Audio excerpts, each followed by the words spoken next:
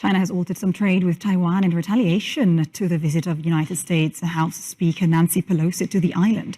Beijing says it's stopped importing fish and fruits from Taiwan, while exports of natural sand have also been suspended.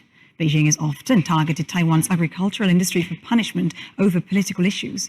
In the meantime, Asia markets are mostly higher, but the mainland Chinese index gave up early gains and turned negative on the back of geopolitical tensions. Safe havens such as gold slipped today as the dollar advances after hawkish comments from the Federal Reserve. Meanwhile, chip maker TSMC says the global supply of semiconductors could be affected due to the tensions between the world's two largest economies. For more on this now, let's bring in David Madden, who is a market analyst at Equiti Capital in London. David, many thanks for joining us this morning. First of all, what do you make of this situation? How worrying is it, not only for Taiwan's economy, but for China's economy, for the US economy?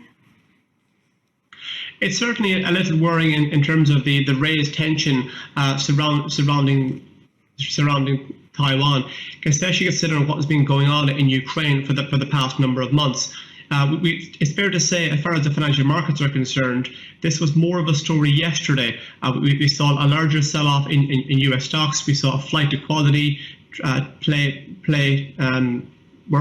in action, whereby likes of the Japanese yen and also gold were higher. But it seems that tensions although tensions between China and the US haven't changed, the attitude from traders has kind of cooled a little. They're not as nervous as there once was. So for the time being, there seems to be much more of a big political story rather than a story for the financial markets. But obviously, it is something that traders will be paying close attention to. Right, interesting. Less uncertainty there on markets today.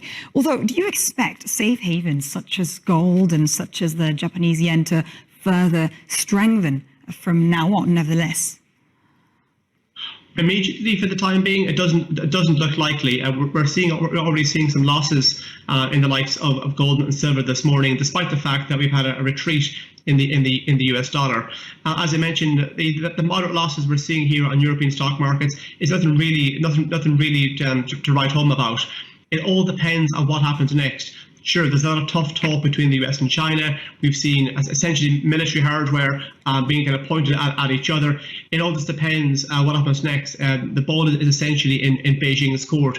Why the financial markets will be particularly worried about this is that about roughly 50% of the world's semiconductors, chips, are manufactured in Taiwan, and chips are used in everyday items from washing machines to vehicles to smartphones. There's already a large semiconductor shortage because of the fallout of the pandemic. So should we see any kind of conflict or any kind of blockade against Taiwan, that's the sort of thing that could actually ripple out and actually really cause a lot of uncertainty within the financial markets. Interesting, David. Once again, supply chain disruptions and inflation.